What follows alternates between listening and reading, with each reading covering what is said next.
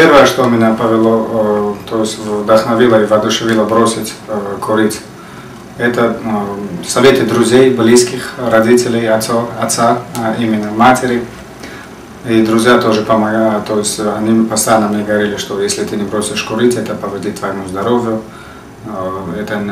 Во-вторых, это некрасиво, так как я не курил сигарету, я курил наш таджикский, как говорится, нос, мы его называем носом. Это более точнее высказаться, это сухое вино, то есть или на русском это говорится насвай. В общем, я курил этот нос в течение 8 лет, когда первый раз я постарался бросить, но это нелегко далось, конечно. Когда я бросил, больше месяца меня не хватило, и я опять начал курить. Так прошло где-то еще полтора года. В следующий раз я уже бросил где-то на полгода, на 6 месяцев.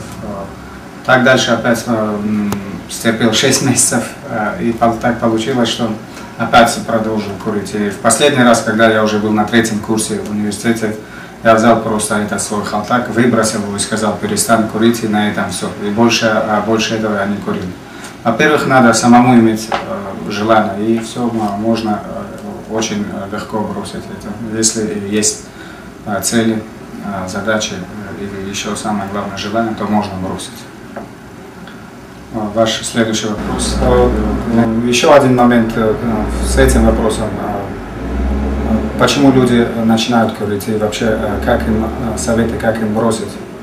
Во-первых, привлекаются к этому с детства, когда компания, друзья, одноклассники, то есть или в школе, или во дворе, в большинстве, начинают курить, и неожиданно получается то, что они осознают, что это плохо. Курение вредит здоровью, вредит то есть окружающим, которые тоже окружают человека, который курит. У меня много друзей очень было, которые курили, так же как я. И также у них было, соответственно, желание бросить, но не у всех получалось. Большинство, конечно, не могли бросить курить, некоторых из них я знаю, которые бросали.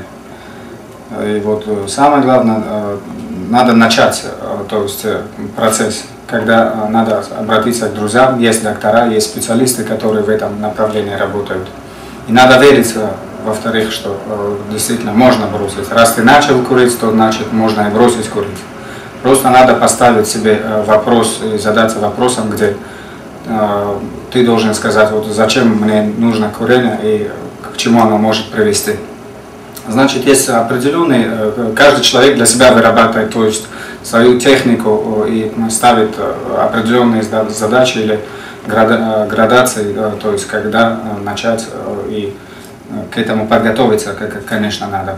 Без подготовки никак нельзя подходить к этому вопросу. Поэтому каждый человек должен посоветоваться еще раз с друзьями, специалистами, потихоньку подготавливаться, выработать стратегию, а потом уже, то есть, бросить курить. В общем, это очень возможное дело. Поэтому нету ничего такого сложного. Единственное, то, что надо, может быть, еще, если человек сам не один, не в силах справиться с этим, подключить своих очень близких. То есть, если он женат, жену, если у него дети, если у него семья, то есть брат, сестра, мать, родители, то есть, в общем, подойти к этому серьезно, и может все получиться.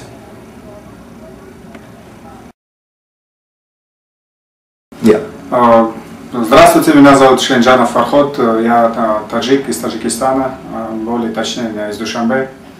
Было небольшое интервью, опрос насчет курения, мне задали несколько вопросов, я на них ответил. Еще раз хочу подтвердить, что курение вредит вашему здоровью.